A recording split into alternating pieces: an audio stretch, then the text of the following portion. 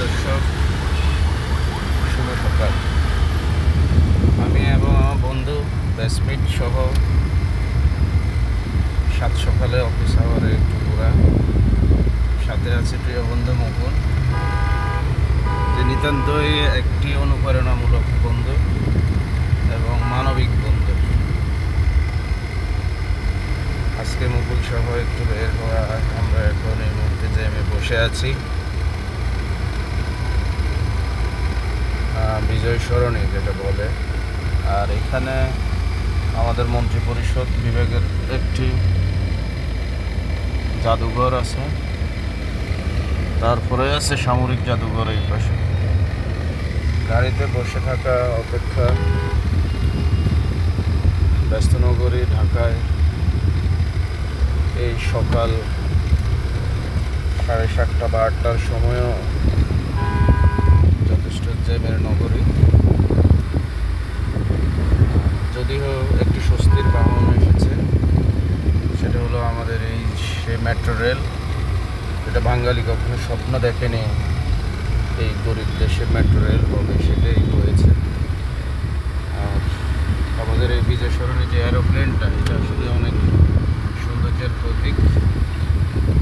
সেই তুলনায় তারপরে আমাদের যে জিয়া উদ্যান অপোজিটে চলছে গাড়ি। এতে পথে শহরের অলিগলি, ব্যস্ত নগরী, যে যার মতো করে ব্যস্ত। সবাই কর্মজীবী, শ্রমজীবী, চাকরিজীবী, খেটে খাওয়া মানুষের নগরী রাজধানী ঢাকা। এখানে জীবন মান বিভিন্ন জনের বিভিন্ন রকম, বিভিন্ন ধরনের, বিভিন্ন বৈচিত্র্যময়। কেউ কাউকে নিয়ে মেতে থাকে নাই। সবাই সবাই সঙ্গীকে চলছে, সবাই সবার মতো করে চলছে। এই সেই কৃষ্ণচূড়া চিনমৈত্রী আন্তর্জাতিক সম্মেলন কেন্দ্রের, এটাও অনেক সুন্দর। পাশে আমাদের পরিকল্পনা মন্ত্রণালয়। শেষে আমরা চলে যাচ্ছি আগারগাঁওর দিকে, খুব দ্রুত পৌঁছে যাচ্ছি। এই হলো আরেকটি জনজীবন। সকালবেলা ওনারা কারণ বাজার থেকে ক্ষুদ্র ব্যবসায়ী, ক্ষুদ্র সবজি ব্যবসায়ী, আসলে জীবন যেখানে তেমনি সে যার যার অবস্থায় সে তার কর্ম নিয়ে ব্যস্ত। কারণ বাজার থেকে সবজি চলে যাচ্ছে ঢাকার প্রত্যন্ত অঞ্চলে।